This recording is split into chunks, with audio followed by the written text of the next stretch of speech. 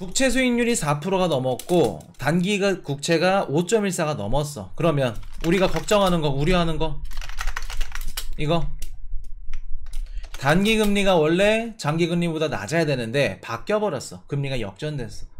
은행에서는 장단기 마진 금리 이걸로 돈을 벌어먹고 사는데 대출이 더 이상 안 나오겠네. 대출이 안 나오면 시장에 자, 미국 뉴욕 증시 ADP 민간 고용 호조에 다우존스, S&P 500, 나스닥 지수 하락. 자, 밤 사이에 미국의 지표들이 굉장히 많이 나왔습니다. 그 중에 하나인 비농업 고용 지표도 있었고 ADP 민간 고용 지표도 있었고 ADP 민간 고용 지표가 굉장히 높게 나왔어요. 자, 월가 예상치가 한 22만 개 정도였습니다. 그리고 5월 달에도 26만 7천 개 정도 발표가 됐는데 이번에 몇만 개 나온지 아시는 분? 민간 고용 지표. 물론 이 지표가 무조건 정확한 지표다 그건 아닙니다. 그건 없어요. 그리고 계절적 요인이 조금 들어간 부분도 있습니다. 6월 달마다 좋게 나왔기 때문에 49만 7천 개, 그렇죠. 49만 7천 명이 나왔습니다. 월가 예상치가 22만 개인데 49만 7천 개. 야, 아직도 민간 고용이 이렇게 좋아? 미국의 고용시장이 너무 좋은데? 말씀드렸듯이 6월달 왜 이렇게 좋게 나올까? 6월달에 이렇게 높게 나오는 이유, 대체적으로 6월달에 높게 나오는 이유가 뭐냐면 보통 우리가 여름 휴가철 때 물놀이라던가 아니면 이제 휴가 관련해서 서비스업 업황이 조금 올라오면서 어떻게 해요? 고용이 증가하죠. 그래서 이런 것들이 반영되기 때문에 매년 6월달마다 민간 고용 지표가 좋게 나왔다. 근데 이번에도 49만 7천 개. 월가 예상치가 22만 개인데 거의 2배 이상 가까이 나왔죠. 그래서 굉장히 좋게 나오면서 시장은 야, 미국 고용시장 아직도 좋구나. 너무나도 좋구나. 자세히 가봤더니 어디서 좀 많이 좋았냐면 코인이슈 예상대로 레저 및 서비스 업종에서 23만 2천 개가 증가를 했습니다. 그리고 건설업이 9만 7천 개가 증가했다 그래요. 건설업은 왜 증가했을까? 모기지 금리가 7%대인데 왜 증가했을까?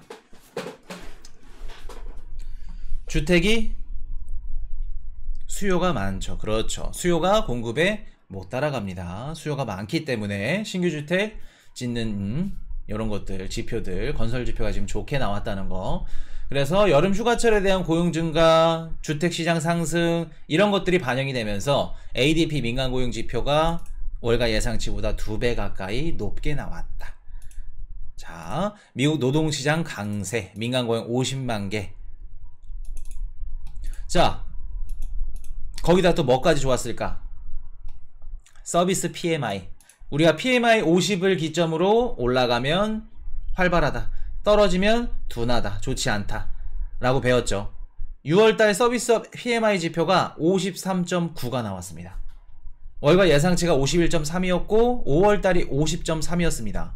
근데 지금 전월 대비해서도 거의 한 3.6 정도 높게 나왔고 월가 예상치보다도 높게 나왔다. 그러면 이 지표만 딱 봤을 때 미국의 고용시장과 서비스업 시장이 너무나도 좋구나. 아직도 견고하구나. 자, 그러면 한 가지 더 있죠. 신규 실업보험 청구자 수 24만 8천 명, 전주보다 증가. 신규 실업보험 청구자 수 요 지표는 증가했습니다. 전주보다. 근데 굉장히 미미해. 굉장히 미미해. 12,000명 정도 증가를 했기 때문에 그래도 아직까지는 고용시장이 견고하구나. 좋게 분석을 한 겁니다.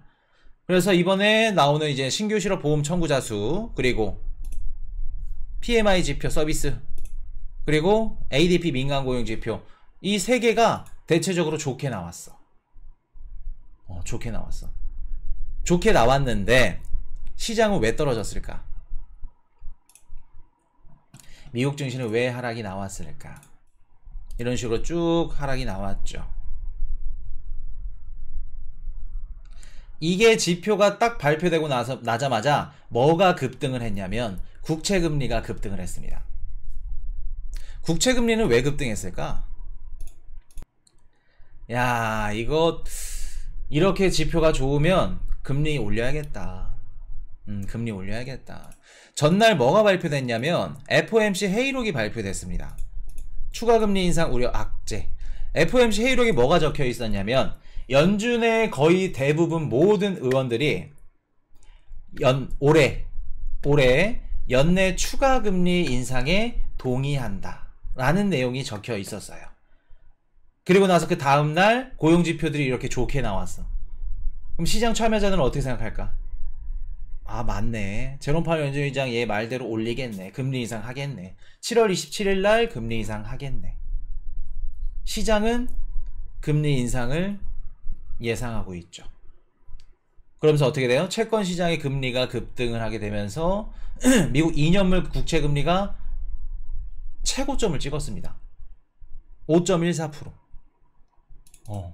미국 2년물 국채 금리가 5.14%가 넘었다는 거는 이게 어느 정도 수준이냐면 2007년 우리 리먼 사태 알고 있죠? 그때 이후에 최고점, 전고점입니다. 제일 높았다는 거예요. 5.14%. 그리고 미국 10년물 국채 수익률도 자 4%가 다시 넘었습니다. 얼마 전에 우리 막 3.8 막 이랬었죠. 근데 이런 식으로 쭉 말아 올립니다. 이런 식으로. 자, 한 가지 그래도 괜찮다, 그래도 뭐 안심이 된다 라는 지표는 우리가 고용지표가 좋았던 반면에 임금 상승률은 소폭 하락했다고 합니다. 임금 상승률까지 올라갔다면 야 이거 물가 못 잡았다, 못 잡겠네, 힘들겠네, 금리를 더 세게 올려야겠네 라고 생각하겠지만 임금 상승률은 소폭 하락했다고 합니다. 국채금리가 올랐어. 그러면 국채금리가 오름에 따라서 앞으로 우리가 어떠한 부분들을 예상할 수 있을까? 이따가 요거 해드릴게요. 국채금리 오른 거에 따라서. 자, 테일러 교수, 연준금리 조금 더 올려야 재정적자 줄이면 기준금리 낮출 수 있어. 테일러 교수가 연준이 금리를 더 올려야 된다고 얘기를 합니다.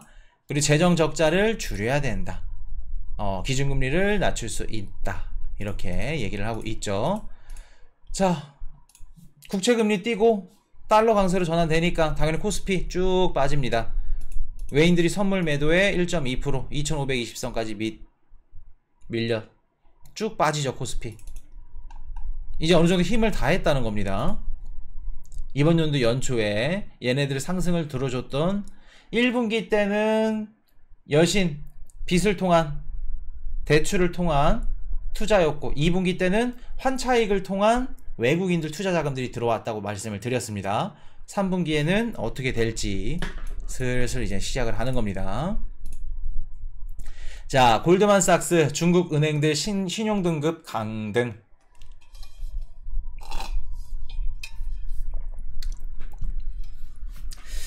코인 이슈가 저번 시간이랑 최근 들어서 이제 미국의 금리 인하 사이클, 그리고 미국이 만약에 지금 이 상태로 간다고 하면은 무너지지 않을 수도 있다.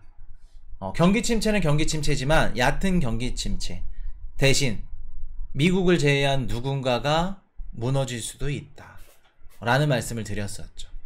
쉽게 말해서 연준의 금리 인하가 미국 문제로 시작돼서 금리 인하가 아닌 다른 국가들의 문제로 시작해서 금리 인하가 될 수 있다, 요 얘기를 드리는 겁니다. 자, 골드만삭스 중국 은행들 신용등급 강등. 골드만삭스에서 중국 은행들의 신용등급을 매각 수준으로 강등시켰다 그럽니다. 지금 중국이 어떤 상태죠? 돈이 많은 상태인가요? 소비가 잘 일어나고 있고 부동산 시장이 막 활발하게 활성화되고 중국 증시가 잘 나가고 위안화 가치가 막 좋고 좋은 상황인가요? 아니면 미국이 금리를 올림으로써 외환금융, 외환창구 역할을 했던 홍콩이 힘들어지고 그러면서 중국도 같이 힘들어지고 부동산 시장 지금 냉각이고 어렵나요? 중국은 지금 굉장히 어려운 상태죠. 그리고 지방정부의 이런 그 채권들, 부채들 뒤집어지게 많고 그렇기 때문에 골드만삭스에서 매각 수준으로 강등을 시키는 겁니다. 이러면서 시작이 되는 거예요. 이러면서 신용등급 떨어뜨리면은 중국 은행들한테 예치를 할까 안 할까? 자, 그냥 쉽게 생각하시면 됩니다. 골드만삭스가 미국에 있는 이런 신용 뭐 금융 평가 기관이라던가 이런 투자 은행들이 얘네들이 이제 그 신용 등급을 강등시켜. 그러면 중국에 있는 은행에 예치를 할까? 안 합니다. 예치해 놨던 것도 싹 다 빼겠죠. 싹 다 뺍니다. 대출? 당연히 안 받지. 그러면서 시장이 서서히 어떻게 된다?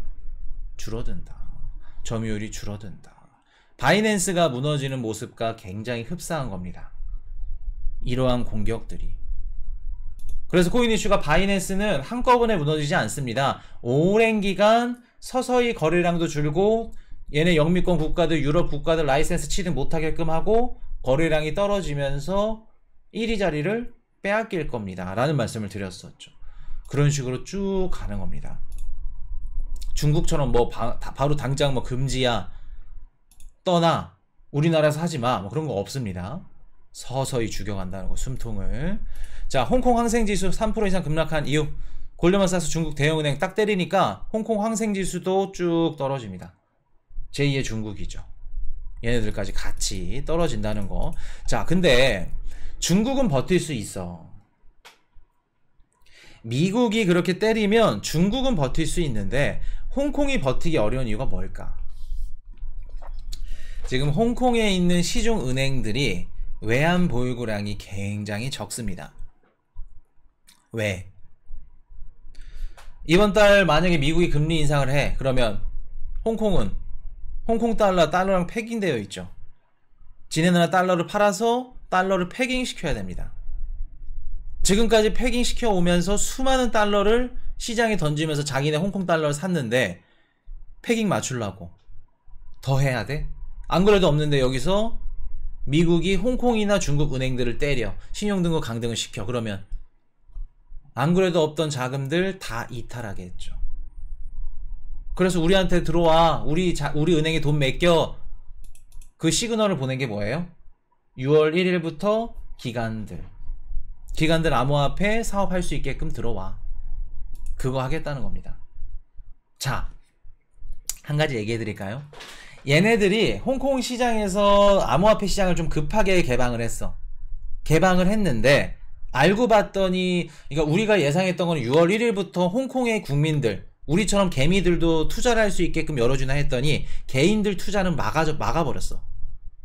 아직 라이센스를 취득한 기관은 하나도 없고 지금은 누구만 하고 있냐면은, 물론 이제 홍콩에서 적격 투자자라고 일정 금액 이상 투자한 분들은 이제 거래가 가능하지만 우리 같은 개미들은 지금 거래가 안 됩니다. 그럼 6월 1일부터 기관이나 아니면 뭐 기업이라던가 자산운용사나 이런 애들만 들어와서 할 수 있어요. 자, 그거 이유가 뭘까? 자, 첫 번째는 우리 배웠던 거, 미국 정부에서 지금 블랙록 ETF 터트렸지, 중국 홍콩으로 가려던 이런 그 크립토 관련 자산들, 외환들 다시 미국으로 턴해 들어와. 그렇기 때문에 언제든지 미국이 또 규제 걸거나 아니 홍콩으로 가는 거 이런 것들을 차단하게 되면은 얘네들이 섣불리 열었다가 리스크가 굉장히 클 수 있겠죠. 그거 첫 번째 하나. 그리고 또 얘네들은 지금 그 수많은 외환이 필요하기 때문에 지금 얘네 홍콩에서 가장 문제가 되는 건 뭐냐면, 부동산도 문제지만 은행권 얘네들이 가장 문제입니다. 왜? 외환 보유량이 없어. 패깅 시키느라고. 그럴 때 얘네들은 수많은 외환이 필요한데 개인들이 들어와서 거래소를 거쳐서 그 거래소가 예치금 금액으로 이제 은행에 맡기고 이러면 너무 비효율적이야. 그러면 거래소뿐만 아니라 VC가 됐던 뭐 스타트업이 됐던 홍콩에서 시작을 해. 그럼 시작을 하려면 돈이 필요하겠죠. 그걸 어디에다가 땡겨요? 홍콩 은행에다 땡길 수도 있고, 그건 이제 홍콩 은행에서 이제 수입이고, 자기네 나라 국가에서 수많은 자금들을 들고 홍콩 시장으로 들어오면은 그 자금들을 홍콩 은행에 맡겨. 그래서 그 또 자금을 또 대출해주고 돈놀이를 한다는 겁니다. 그러기 위해서는 기관들이 제일 우선순위, 제일 급하겠죠. 개인들보다는. 수많은 외환 자금들을 끌어당기기 위해서는 기관들이 먼저다. 자산운용사가 먼저다. 그렇기 때문에 6월 1일부터 쭉 먼저 열어주는 겁니다. 이해되셨나요? 그랬더니 홍콩 항생지수 3% 이상 급락, 요거 이런 부분들이 우리 나중에 자산시장의 트리거가 될 수 있다는 거, 때릴 수 있다는 거. 자, 그렇게 말씀을 드리고 정리 한번 해드릴게요. 자, 7월 7일 미국 비노 고용지수 21시 30분 예측치 22만 5천 건. 그리고 7월 10일 날 중국 PPI 생산자 물가지수, 그리고 7월 12일 날 미국 소비자 물가지수 발표됩니다. 그리고 7월 13일 신규 실업상 청구 건수 발표되고 13일 PPI, 이거 중요하겠죠. 얘네 중요합니다. 어제 ADP 민간 고용 지표가 좋게 나왔기 때문에 얘도 높게 나올 가능성 높다. 높게 나올 가능성 높다. 그래서 요거 보시면 될 것 같고 4분 뒤에 말씀을 드릴게요. 18일날 소매 판매, 7월 19일 유로존 이런 식으로 있고, 신규 주택 판매 있고, 연준, 유로존 금리 결정 둘 다 있습니다. 미국의 금리 결정. 오늘 금리 결정에 대해서 좀 말씀을 드리겠습니다. 그리고 27일날 미국 GDP 요거 발표된다는 거. 자, 일단은 지금 미국 지표 하락을 했습니다. 하락한 이유에 대해서는 민간 고용 ADP 지표가 49만 7천 개 좋게 나왔고, 레저나 서비스 업종 그리고 건설업 쪽에서 많이들 늘었다. 여름 휴가철 그리고 주택시장 상승하는 거, 이런 부분들이 영향을 끼쳤고, 그나마 괜찮은 건 임금 상승률이 소폭 하락을 했고, 임금 전년 대비도 떨어졌다.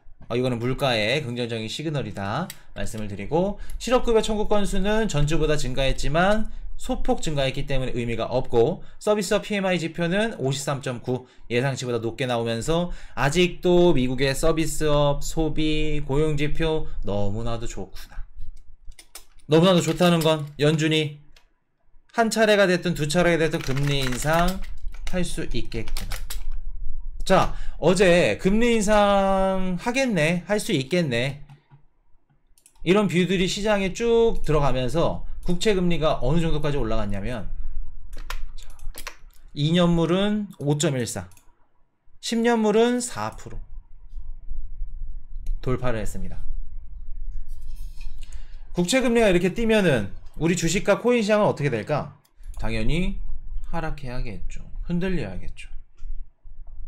자, 그래서 보시면은 국채 수익률이 4%가 넘었고 단기가 국채가 5.14가 넘었어. 그러면 우리가 걱정하는 거, 우려하는 거, 이거 단기 금리가 원래 장기 금리보다 낮아야 되는데 바뀌어버렸어. 금리가 역전됐어. 은행에선 장단기 마진 금리 이걸로 돈을 벌어먹고 사는데 대출이 더 이상 안 나오겠네. 대출이 안 나오면 시장에 신용 경색이 오겠네. 요런 위험성 리스크들이 점점 더 벌어지고 있다. 강화되고 있다. 그렇게 보시면 되고, 지금 국채금리가 오름에 따라 연준이 금리 인상을 한 차례에서 두 차례 정도 올릴 것 같다. 그게 뭔 뜻이냐면, 금리를 좀 더 높게 올린다는 건, 물론 지금에서야 고용지표며 경기지표며 이게 좋으니까 버틸 수 있으니까 금리를 올릴 수 있다지만, 결국에는 뭐가 된다? 금리를 올리면 올릴수록 경기 침체가 더욱더 짙어진다.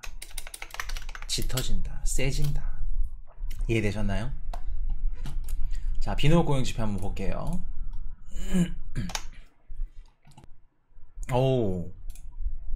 비노 고용지표 좋게 나올 걸로 예상을 했는데 반대로 안 좋게 나왔네요. 20만 9천 건 고용지표가 안 좋게 나왔습니다. 우아한데 이렇게 안 좋게 나왔다고? 안 좋게 나왔다. 좋게 나올 걸로 예상을 했는데 22만 9천 건인데 20만 건이 나왔어요. 요거는 좀 더 봐야 될 것 같습니다. 이유를 디테일하게 어떤 지표들이 좀 빠졌는지. 서비스업 지표, 아니 고용지표가 더 늘어야 되는 게 정상인 건 맞는데. 자, 그러면 요거는 다음 시간에 한 번 더 달아드리고, 자, 그러면 연준이 금리를 올린다는 건 경기 침체가 더욱더 세지겠구나, 더 세게 가겠구나, 요거 의미한다는 겁니다. 그리고 FOMC에서 연준 위원들이 연내 추가 금리 인상에 동의를 한다, 올려야 된다, 이런 얘기들을 쑥 던지죠. 이런 얘기들을 쑥 던집니다. 그러면서 시장은 금리 인상을 생각을 하는데, 자, 갑자기 비트가 움직이네요. 자, 뭐 비트 뭐 긍정적으로 받아들이겠죠. 30.2K 이런 식으로 오르죠. 고용지표가 나쁘게 나오니까 오르는 겁니다. 단기간에는. 근데 이것도 쭉 빠지죠. 쭉 빠집니다.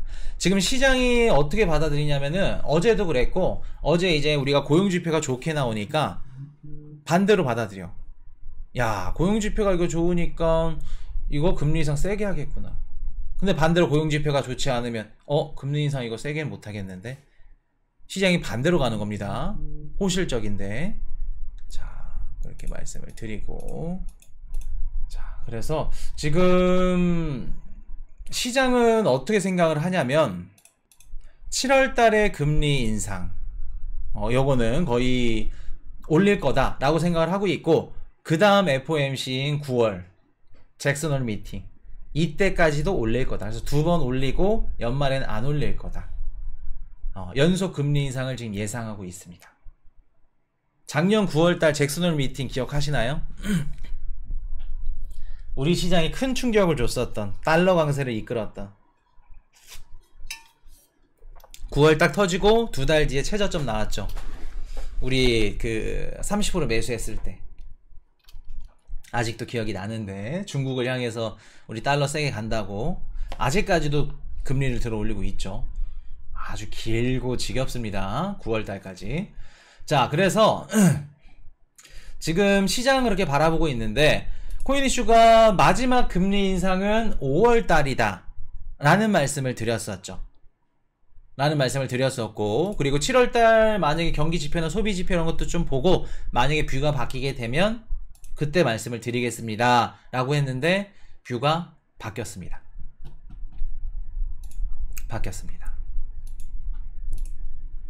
자, 보시면은 7월 달에 연준이 25bp 금리 인상할 가능성이 굉장히 높아 보입니다. 높아 보여요. 그 이유에 대해서는 이제 이거 바로 이렇게 얘기를 드릴게요. 왜 그런지 이렇게 말씀을 드리고, 지금 미국의 좋은 고용 지표들은 단기적으로는 좋지만 나중에 우리한테는 경기 침체 더욱더 깊어지는 의미다. 그렇게 받아들이시면 되겠습니다. Hey, I got a confession. Been losing all momentum. Just because it's easy, that don't make it better.